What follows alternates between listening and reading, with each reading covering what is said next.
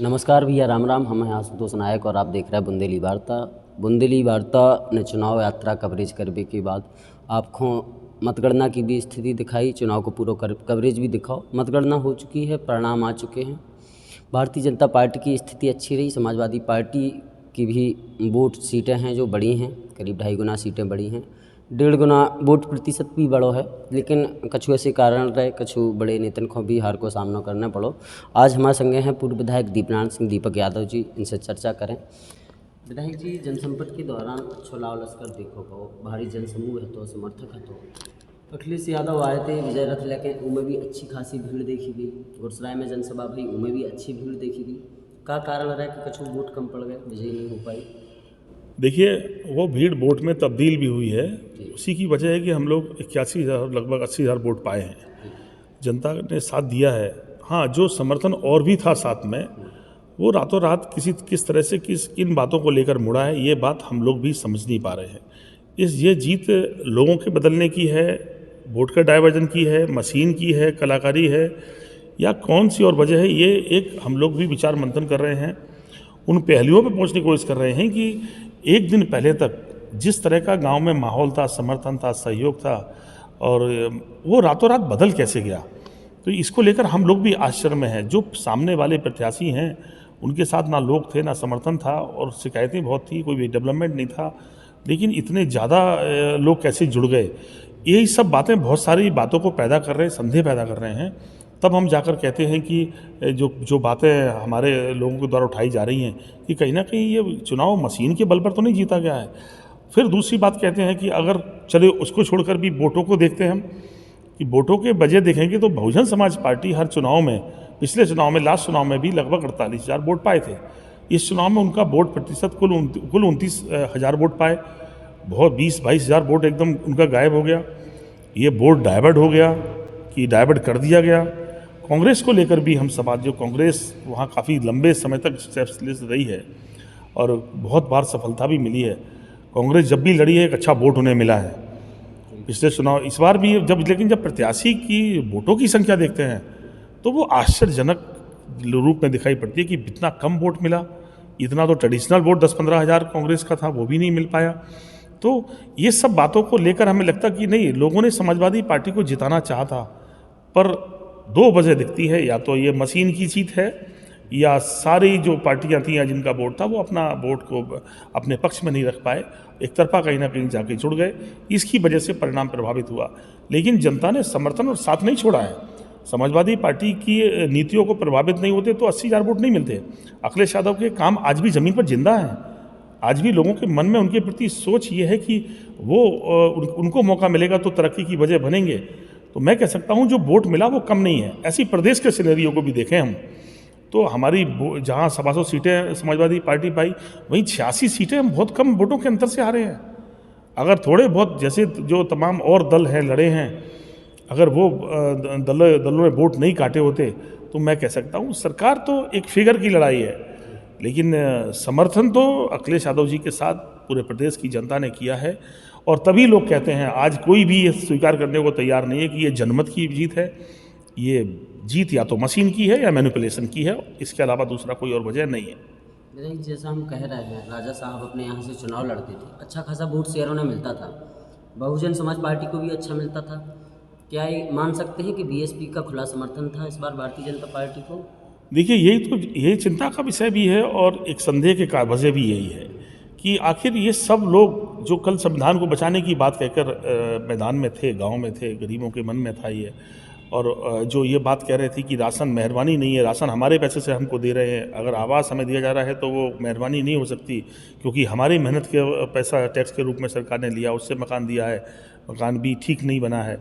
तो मैं कह सकता हूँ कि अगर ये योजनाएं गिनाकर बात कहते हैं कि योजनाओं का फ़र्क आया है, तो लोगों को पता है कि उनके टैक्स से उनकी मदद हो रही है और उनकी टैक्स का बड़ा हिस्सा कहीं दूसरी जगह खर्च हो रहा है। राजनीति विषय तरक्की का है, सवाल सिर्फ किसी को बनाने की लड़ाई का नहीं है। ये बात लोगों के दिल और दिमाग में पहुंची है। लेकिन जिस तरह से बदलाव लाकर, दिशा बदलकर, दिमाग बदलकर, मशीन का प्रयोग करके जैसे भी सफलता मिली है, पर मैं कह सकता हूँ इस सफलता में भी लोगों को आश्चर्य छिपा है। कुछ नेता खुशी मना सकते हैं, लेकिन आम जनमानस के मन में आज भी संदेह है। बीजेपी के लोगों से भी आप हृदय से अगर सवाल करोगे तो वो भी ये स्वीकार करेंगे कि इस जीत के विषय में उन्होंने भी नहीं सोचा था। विधायक जी, चुनाव के दौरान कई गरौठा विधानसभा में छुटपुट घटनाएं हुई, छपार में भी पाल साहब के साथ घटना हुई है, पुलगहना में भी घटना हुई है, मौठ में भी वोटिंग के 2 दिन पहले एक घटना हुई थी। इन सब से कितना क्या असर पड़ा? पुलिस या जो सरकारी तंत्र है उसका कैसा उपयोग रहा? देखिए, चुनाव के पहले की लड़ाई भी सबको पता है कि इन्होंने अमरा के प्रधान राजपूत जी को, वहाँ फौजी को और अरविंद जी के साथ कितनी बेरहमी से मारपीट की और उसको बदलने की कोशिश की कि हमें शराब में बदल दें। ये हमेशा सत्ता का दुरुपयोग करने की कोशिश करते रहे हैं। पुराने समय में भी ये जो भी काम किए, शिकायतें लोगों विभागों करते थे और मुख्यमंत्री के नाम पे पैसा वसूल करते रहे हैं। पूरे 5 साल ये इनका एक रोल वो है कि ये शिकायतें करके मुख्यमंत्री के नाम का इस्तेमाल करके, मुख्यमंत्री कार्यालय का इस्तेमाल करके और डील करते रहे हैं, घाट चलाते रहे हैं और खुद लोगों के बीच में घाटों की शिकायतों का बात पेश करते रहे हैं। तो मैं बहुत सारे इनके मैं देख रहा था कि ये मुद्दों पे नहीं लड़ रहे हैं, ये विकास के नाम पे नहीं लड़ रहे हैं। हम लोग कोई गाँव ऐसा नहीं छोड़ा था जहाँ डेवलपमेंट ना किया हो। अखिलेश यादव जी की वजह से वहाँ बड़ा बांध बना रहे थे, सड़कें बनाए, बिजली को ठीक किए हम लोग, स्वास्थ्य सेवाएं बेहतर किए, model school, GIC, ITI, degree college, बहुत सारे शिक्षा के क्षेत्र में काम किए थे। पर ये तो कोई काम नहीं किए, और कोई काम ना करने के बाद भी इतना वोट मिल जाए तो फिर कहीं ना कहीं संदेह मन में आता है कि ये आखिर वजह क्या है।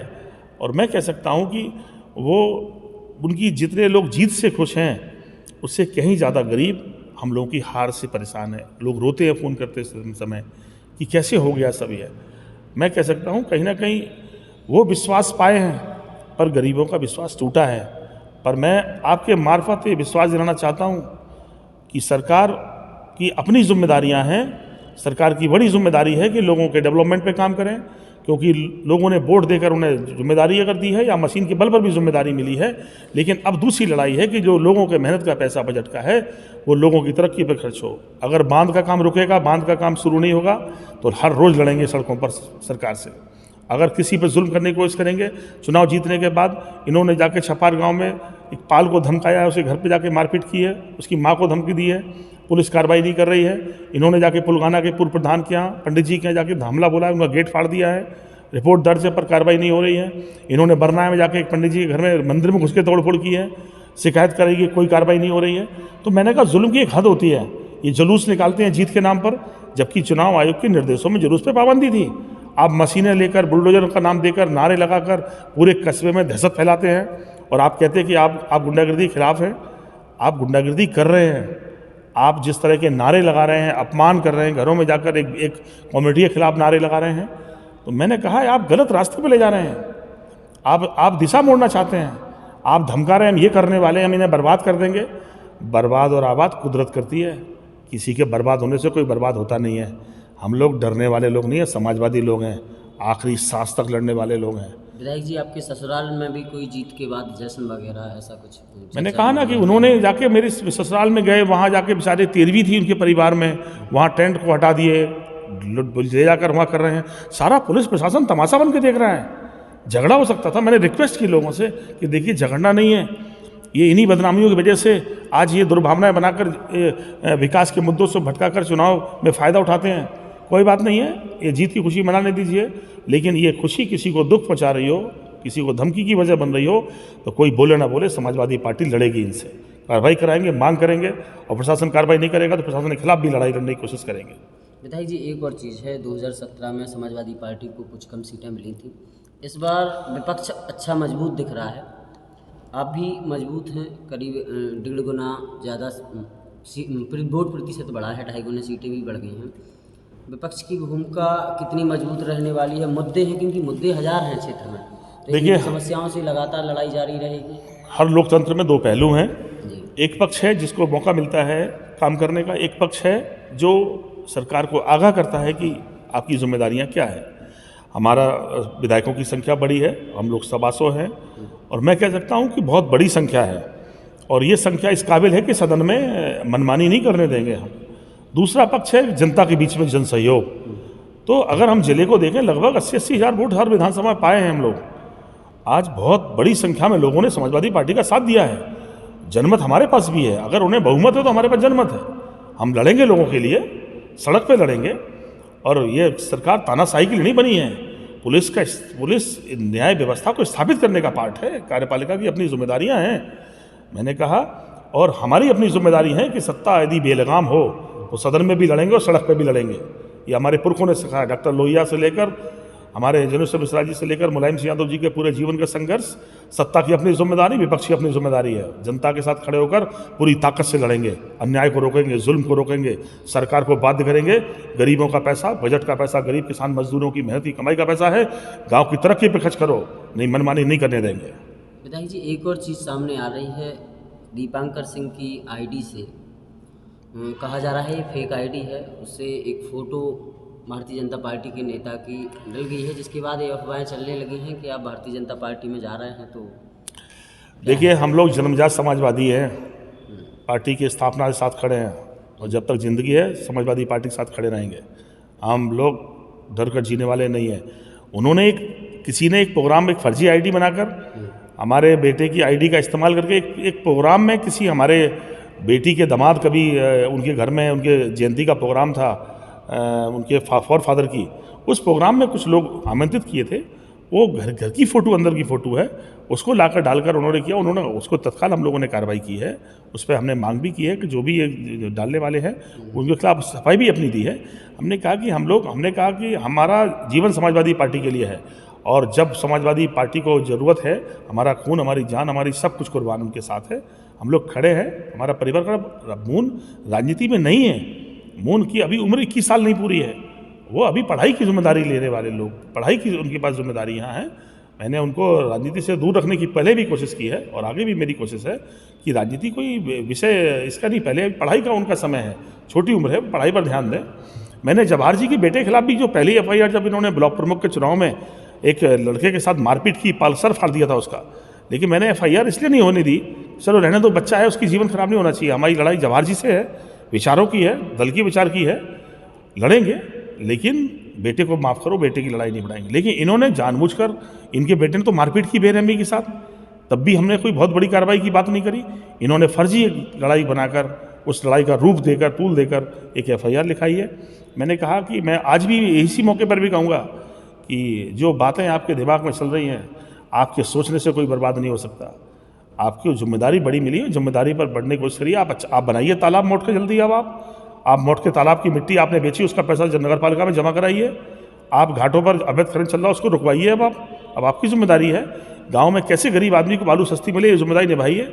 और नहीं करेंगे काम तो समाजवादी पार्टी के लोग सड़क पर खड़े होकर, धरना देकर आपको आगाह भी करेंगे और इस अन्याय को रोकेंगे। विधायक जी, बहुत सी बहनें हैं जो आशा कर रही हैं, आपने एक सभा में कहा था परिणाम जो भी हो शादियां करेंगे। बिल्कुल, मैंने कहा, मैं अपने लोगों से भी कहता हूँ, ये ज़िंदगी राजनीति से ख़त्म नहीं होती। ज़िंदगी तो हर पल जब तक जिंदा है जिम्मेदारियों से बना है। करेंगे बेटियों की शादी, नहीं होने और निराश नहीं होना है। मैंने पहले भी कहा था, जब तक जिंदा हूँ तब तक कोशिश करूँगा। गाँव लोगों से भी मैंने कहा था, बीमारी में, परेशानी में, किसी परेशानी में हम लोग अपना जीवन पहले भी इसी रूप में बिताए हैं, तभी यहाँ तक आए हैं। आज भी हमारी ज़िंदगी उनके लिए है।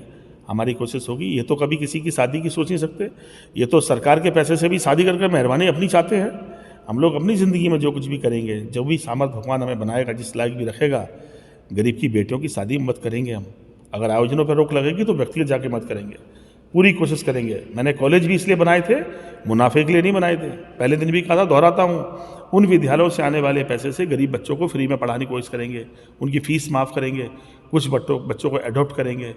मुसीबत में लोगों की मदद करना ये ज़िंदगी है, ये राजनीति का हिस्सा हो सकती है, पर असल ज़िंदगी की परीक्षा इन्हीं बातों से है। तो मैं आज फिर कहूँगा कि मेरे हार जाने से निराश मत होना। गांव में रहने वाले गरीबों, हम जातीय नफरत से आपको निकालेंगे, कोई बात नहीं। कुछ लोगों ने मिलकर हराया है, पर कुछ ने तो मेरा साथ दिया है। 80,000 लोगों ने मेरा साथ दिया है। मैं राजनीति करूँ ना करूँ, पर 80,000 लोगों के लिए जीऊँगा और उनके लिए साथ देने की पूरी कोशिश करूँगा। विधायक जी, उन साथियों के लिए क्या संदेश है जिन्होंने दिन रात एक करके आपके साथ मेहनत की है? मैं उन सब का हृदय से आभारी हूँ जिन्होंने बहुत मेहनत की है। बहुत लोग रोए भी हैं मेरे, बहुत सारे साथियों दहाड़े मार मार के आंसू बहाए हैं कि हम लोग सफल नहीं हो पाए। मैं उनसे भी कहूँगा, हिम्मत मत हारो।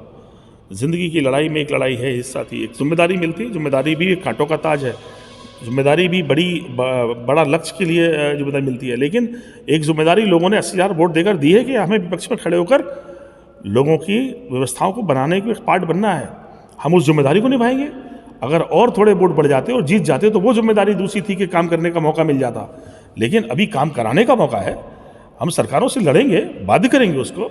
हम प्रशासन अगर अन्याय करेगा, गांव में जुल्म होगा, पुलिस अगर वर्दी पहनकर अन्याय करेगी तो समाजवादी पार्टी के लोग लड़ेंगे और एहसास कराएंगे कि नहीं नहीं, आपकी जिम्मेदारी संविधान की रक्षा की है।